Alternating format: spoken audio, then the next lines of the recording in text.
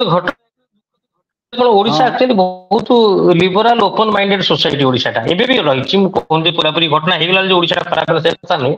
ସେ ଘଟଣା ବେଳକୁ ବେଳ ବଢିବାରେ ଲାଗିଛି। ତା ଯୋଉ ପ୍ରତାପ ସେଠୀ ହତ୍ୟା ଘଟଣା ହଉ ଏଠି କୋଉଠି ପଣା ସଂକ୍ରାନ୍ତିରେ ବୋଲଗଡ଼ରେ ହବା, ଧର୍ମକୋଟରେ ଏଠି ଗଞ୍ଜାମରେ ଯୋଉ ଗାଈ କଥା ନେଇକି ଯୋଉ କରିବା, ଏବେ ରିସେଣ୍ଟଲି ଇଏ କଥା ନେଇକି ହବା, ଏମାନେ କଣ ଜାଣନ୍ତି ଏହା ଦ୍ୱାରା ଆମ ଓଡିଶା ଏବଂ ଓଡିଶା ମାଟି ବଦନାମ ହଉଛି ଏବଂ ଓଡିଶା ବହୁତ ଖରାପ ମେସେଜ ଯାଉଛି ବା ସଂସ୍କୃତି ଖରାପ ହେଇଯାଉଛି ଦିନକୁ ଦିନ। ଯୋଉ ସହନଶୀଳତା ଥିଲା ଯୋଉ ଇଏ ଥିଲା ସେଇଟା ଖରାପ ହେଇଯାଉଛି ବୋଲି।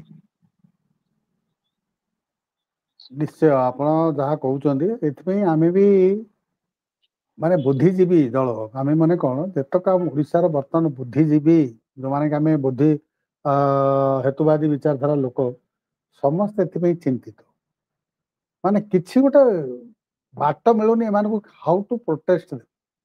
କାରଣ ସେମାନଙ୍କର ବର୍ତ୍ତମାନ ସେ କଳେ ବଳେ କୌଶଳ ଯେତେବେଳେ ଶାସନ ଗାଦିକୁ ପଳେଇଲେ, ବିଜେପି ଆସିକି ବସିଗଲା, ବର୍ତ୍ତମାନ ସବୁ ଗୁଡ଼ିକ ଏଇ ଯୋଉ ଅସାମାଜିକ ତତ୍ଵ ଆମେ କହିବା ସିଓର ଭାବରେ, ଯୋଉମାନଙ୍କ ଭିତରେ ସାମାଜିକତା ନାହିଁ, ସେ କାହାରି ସମ୍ମାନ ଦେଇ ଜାଣନ୍ତିନି, ନିଜର ଧର୍ମକୁ ସେମାନେ ଏକମାତ୍ର ସତ୍ୟ ଆଉ ସବୁଠୁ ଶ୍ରେଷ୍ଠ, ଏଇଟା ଗୋଟେ ଭୁଲ ଧାରଣାରେ ପଶିକି ସେମାନେ ଏଇ ଅତ୍ୟାଚାର ଏଇ କାମ ସବୁ କରୁଛନ୍ତି। ସେମାନେ ଜାଣିଛନ୍ତି, ଏଇଟା ବି ଜାଣିଛନ୍ତି, ସେମାନେ ଯୋଉ କରୁଛନ୍ତି ଏଇଟା ଭଲ ଠିକ କାମ ନୁହଁ, ଏଇଟା ଠିକ କାମ ହବ ବୋଲି, କିନ୍ତୁ ଗୋଟେ ଜାଷ୍ଟ ପାୱାର କ୍ଷମତା, ପାୱାରରେ ଆମେ ପାୱାରରେ ଅଛୁ। ତେଣୁ ଆମେ ଦବେଇକିରି ଏମାନଙ୍କୁ ଯଦି ଅନ୍ୟମାନଙ୍କୁ ଯଦି ରଖିପାରିବୁ ତାହେଲେ ଆମେ ଶାସନ କରିବୁ ଏବଂ ଆମର ସ୍ୱାର୍ଥ ସାଧନ ହେଇପାରିବ। That is the only motive. ଏଇଟା ରାଜନୈତିକ ପର୍ଯ୍ୟାୟ କିଛି ନାହିଁ। ଧର୍ମଟା କେବଳ ଗୋଟେ ବାହାନା। ତେଣୁ ଆମେ ଯେତେ ତାକୁ ବୁଝେଇବା ଧର୍ମ ବୋଲିକି ତମ ନା ତମର ଧର୍ମ ହିଁ ନାହିଁ, ଏଇଟା ତ ମୁଁ କଣ ଯେକୌଣସି ଲୋକ ଆମେ ଜାଣିଛନ୍ତି ହିନ୍ଦୁ ବୋଲି କୌଣସି ଧର୍ମ ନାହିଁ, ସନାତନ ବୋଲି କୌଣସି ଧର୍ମ ନାହିଁ। ତମ ଧର୍ମ ତମର ଧର୍ମଶାସ୍ତ୍ରରେ ବିଲକୁଲ କୋଉଠି ଲେଖା ହେଇନି, ସେ କାହିଁକି ମାନିବେ? ମାନୁନାହାନ୍ତି। କଥା ସରିଲା, ଯଦି ଆମେ ତାଙ୍କୁ ବହି ଖୋଲିକି ଦେଖେଇ ଦଉଛେ, ମନୁ ସଂହିତା ଦେଖେଇ ଦଉଛେ, ସବୁ ଖୋଲିକି ଦେଖେଇ ଦଉଛେ, ସେମାନେ ତ ମାନିବାକୁ ନାରାଜ ନା। ତେଣୁ ସେ କଥାର ଅଛି ଆମ ଓଡିଆରେ, ସବୁ ରୋଗକୁ ଇଏ ଅଛି, ଶିକ୍ଷା ଅଛି, କିନ୍ତୁ ମୂର୍ଖ ରୋଗକୁ କିଛି ଶିକ୍ଷା ନାହିଁ। ଯିଏ ମୂର୍ଖାମି କରିବ, ଯିଏ ଜିଦ୍ କରିବ ଯେ ମୁଁ ମାନିବି, ସରିଲା ଆଉ କଣ। ତେଣୁ ଏଇ ବି କଥାଟା ସେୟା ହେଇଛି ନା।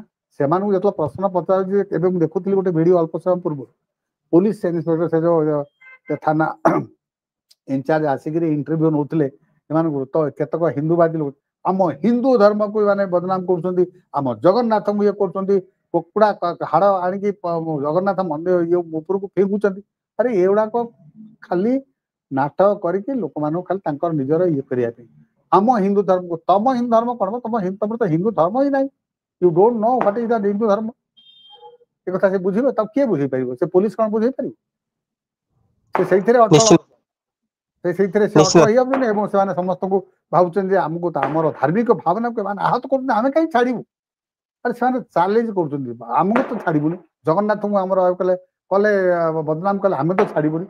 ତାଙ୍କୁ ଯଦି ଏଇ ପ୍ରଶ୍ନ ଆମେ ଓଲଟା ପଚାରିବେ କି ତମ ଜଗନ୍ନାଥ ଯଦି ଏତେ ଅଛି, ତମେ ସେମାନେ ଆମକୁ ତମ ଜଗନ୍ନାଥ ଆମକୁ ଦଣ୍ଡ ଦେବେ, ତମେ କାହିଁ ଦାଣ୍ଡି ଡେଉଁଛ?